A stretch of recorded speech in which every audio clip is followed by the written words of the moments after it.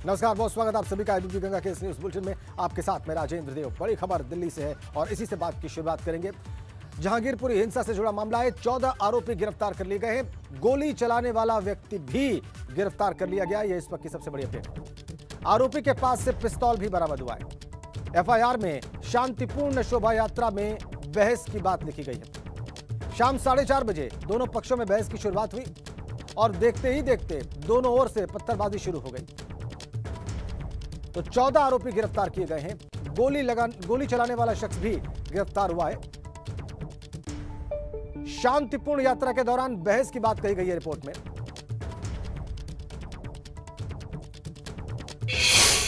सीधा आपको जहांगीरपुरी लिए चलते हैं। ग्राउंड जीरो से इस वक्त वहां का हाल दिखाने के लिए, बताने के लिए अविनाश तिवारी हमारे सहयोगी वहां से सीधा जुड़ गए हैं। अविनाश के पास चलेंगे। अविनाश, इस वक्त क्या तस्वीर है, क्या माहौल है वहां पर, क्या वातावरण है, ये सब कुछ विस्तार से हमारे दर्शकों को दिखाएं और बताएं।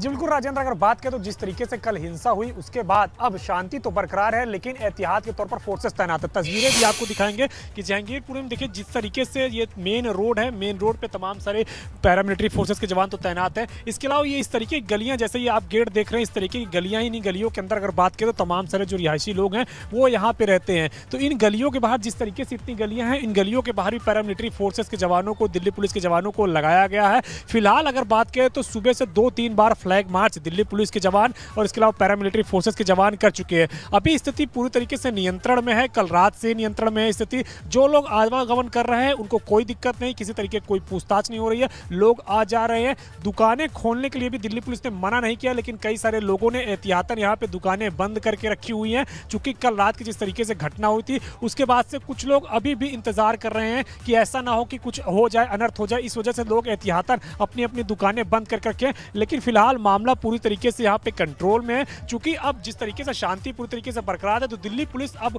वो काम कर रही है कि आखिर किस तरीके से ये घटना हुई, किस तरीके से इसके पीछे लोग जिम्मेदार हैं, उनको अब तलाशने का काम कर रही है। अभी तक अगर बात करें तो 14 लोगों को हिरासत में ले लिया गया है। 15 लोगों को हिरासत में लेकर पूछताछ की गई थी, जिसमें से एक को छोड़ दिया गया है। 14 लोगों को अब गिरफ्तार कर लिया गया है। उसमें से एक शख्स असलम भी है, जिसको जो कोई गोली चलाया था पुलिस वालों पर, उसको भी गिरफ्तार कर लिया गया है। इस तरीके से बीच बीच में अगर बात करें तो पैरामिलिट्री फोर्सेस के जवानों को भी बैठाया गया है। इस तरीके से बैठे हुए हैं पैरामिलिट्री फोर्सेस के जवान।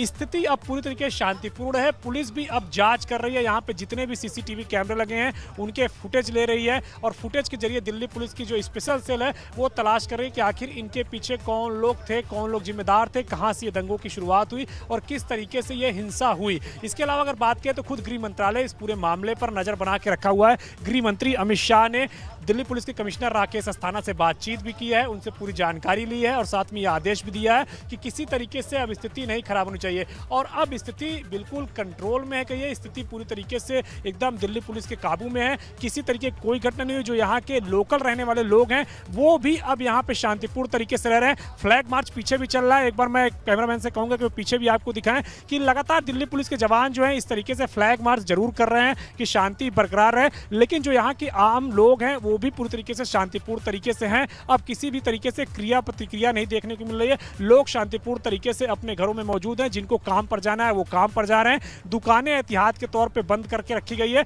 बाकी सभी लोग जो बाहर सर्विस करते हैं, बाहर जिस तरीके से काम करते हैं, वो सभी लोग आ जा रहे हैं। उनको किसी तरीके से आने जाने में रोका टोकी नहीं हो रही है। ये तमाम सारे लोग अपने काम पर यहाँ से निकल कर जा रहे हैं। लेकिन जिस तरीके से कल ये घटना घटी है उसके बाद अब जरूर जांच हो रही है। और यहाँ पे अगर बात करें तो स्थिति अब जबकि पूरी तरीके से शांतिपूर्ण है, किसी भी तरीके से कल देर शाम के बाद से कोई हिंसा देखने को नहीं मिली है, लेकिन एहतियातन अभी ये 3 से 4 दिन तक ये फोर्स ऐसे ही तैनात रहेंगी। जब तक कि दुकानें खुलने के बाद पूरी तरीके से स्थिति सामान्य नहीं हो जाती है तब तक इस तरीके की फोर्सेस तैनात रहेंगी। पैरामिलिट्री फोर्सेस के जवानों को तैनात किया गया यहाँ पे। इसके अलावा आरएएफ के जवानों को तैनात किया गया है और दिल्ली पुलिस के भी तमाम सारे जवान यहाँ पे तैनात हैं। तो स्थिति अब पूरी तरीके से नियंत्रित है और अब जांचा जा रहा है तमाम सारे सीसीटीवी फुटेज को और तलाशा जा रहा है उन तमाम सारे लोगों को जो इसके पीछे जिम्मेवार रहे हैं, जिनकी वजह से ये घटना हुई है। जी, बहुत धन्यवाद आपका अविनाश इन तस्वीरों के लिए और ताज़ा अपडेट के लिए।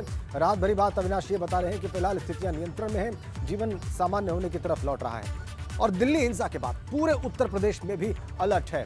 कल जहांगीरपुरी में हिंसा हुई थी और उसके बाद धार्मिक स्थलों पर खास निगाह रखी जा रही है।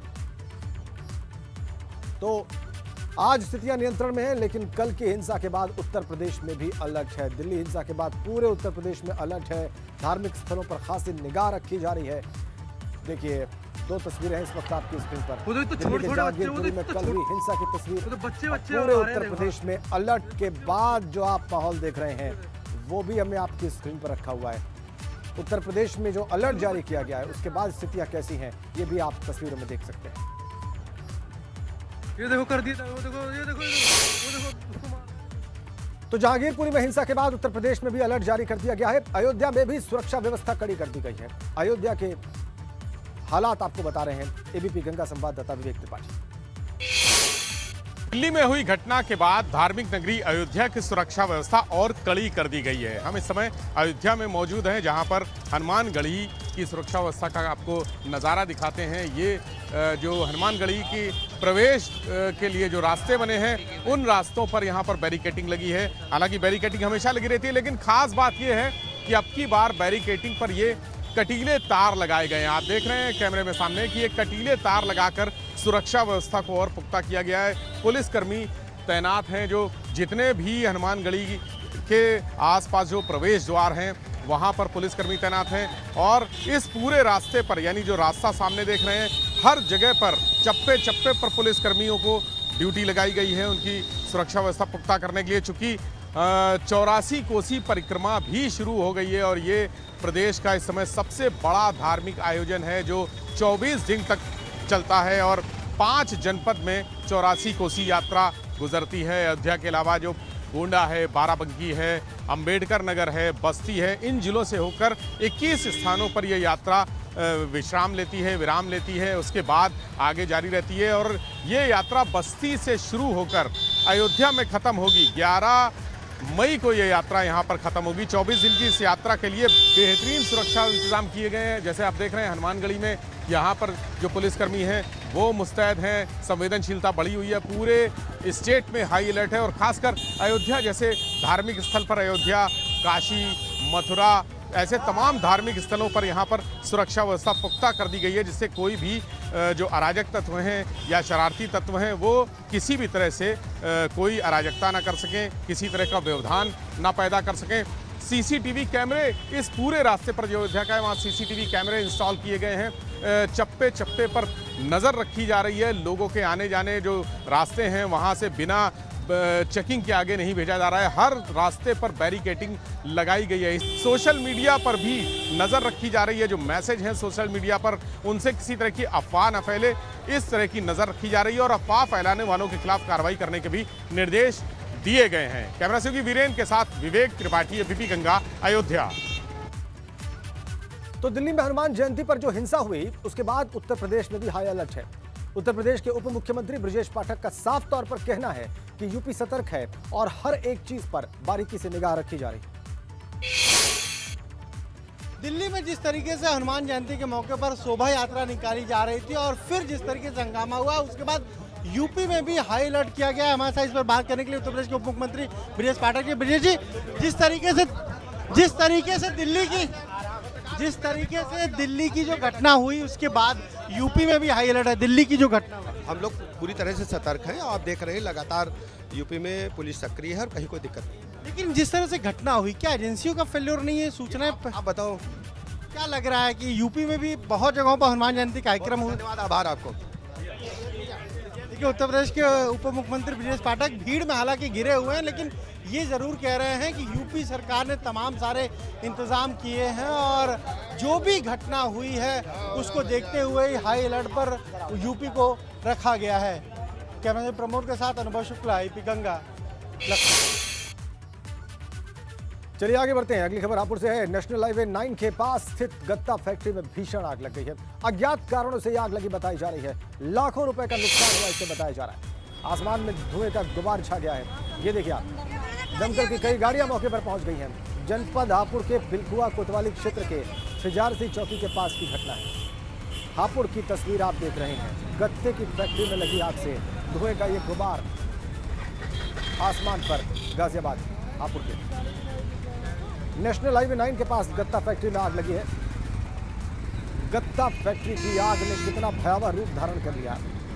और कैसे काले धुएं का गुबार आसमान पर है ये आप देख सकते हैं।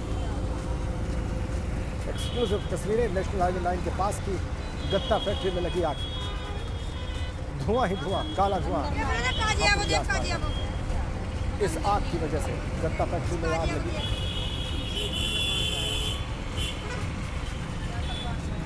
अज्ञात कारणों से लगी आग से लाखों का नुकसान हुआ बताया जा रहा है।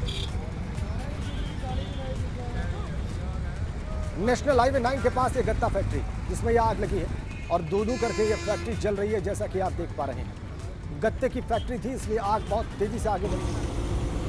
पूरी फैक्ट्री को इसने अपनी आगोश में ले लिया और उसके बाद आप जरा तस्वीर देखिए।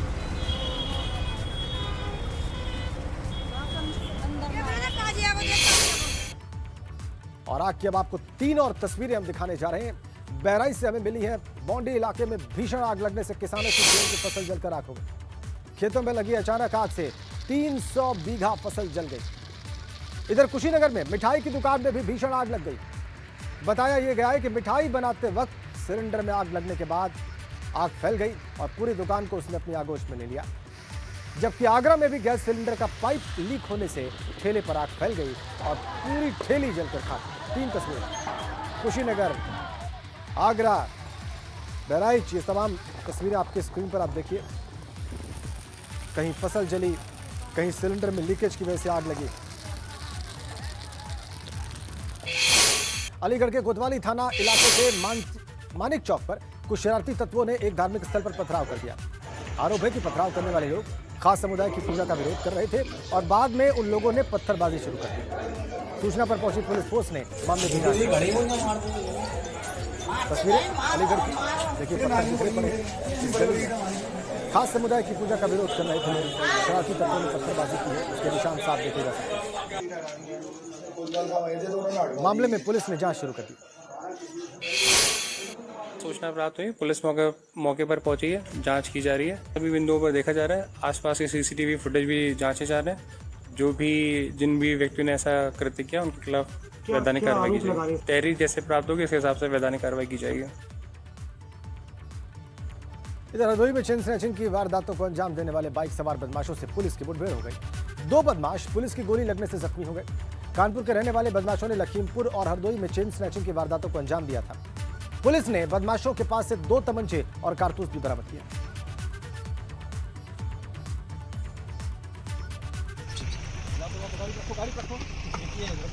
पुलिस का ताबड़तोड़ एक्शन।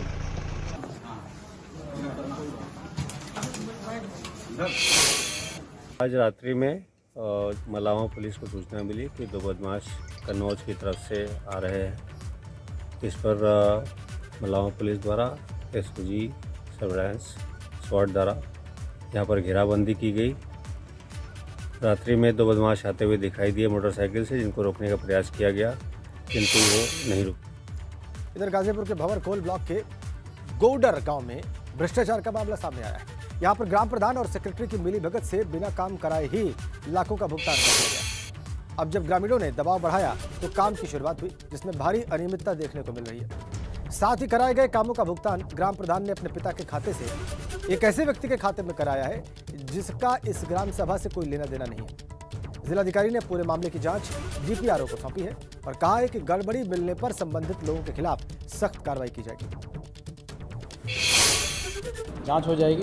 उन्होंने जितना पैसा आहरण किया है, अगर उतना मौके पर निर्माण कार्य नहीं कराया है तो संबंधित के विरुद्ध कड़ी कार्रवाई होगी, मुकदमे कायम होंगे और फिर हो सकता है उन्हें जेल भी भेजने की कार्रवाई करनी पड़ेगी।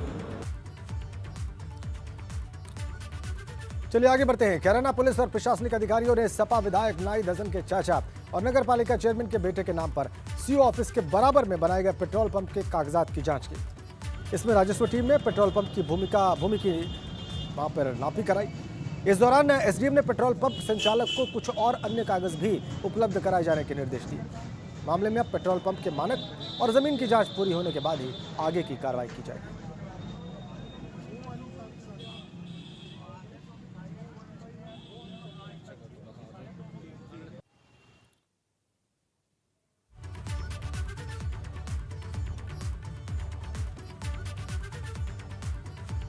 कैराना कोतवाली का मामला, शामली का मामला, मानक पूरे हैं कि नहीं ये पेट्रोल पंप के, ये देखे जा रहे हैं। इधर अयोध्या में आज से ऐतिहासिक 84 कोसी परिक्रमा की शुरुआत हो गई है।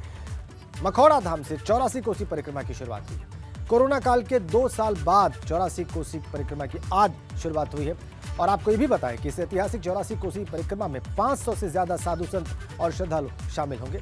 ये यात्रा 5 जिलों से होते हुए 22 दिन तक चलेगी और कुल 252 किलोमीटर लंबी होगी ये 84 कोसी परिक्रमा।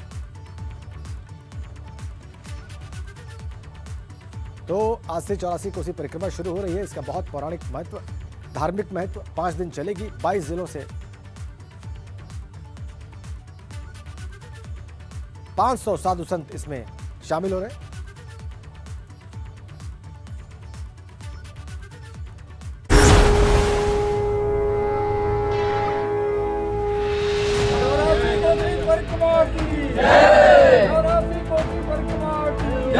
ये आस्था की सबसे बड़ी परिक्रमा है।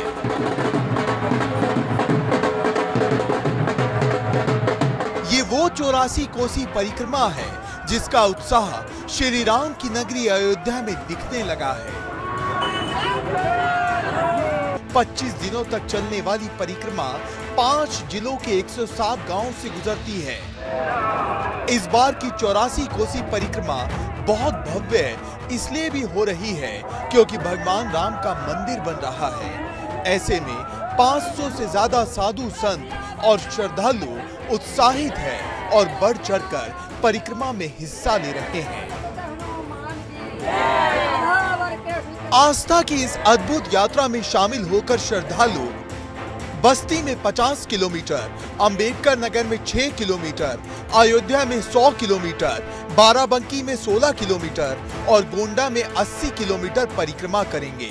यानी कुल 252 किलोमीटर लंबी होगी 84 कोसी परिक्रमा, जिसमें 44 जगह विश्राम स्थल भी होंगे। Bureau report, ABP Ganga.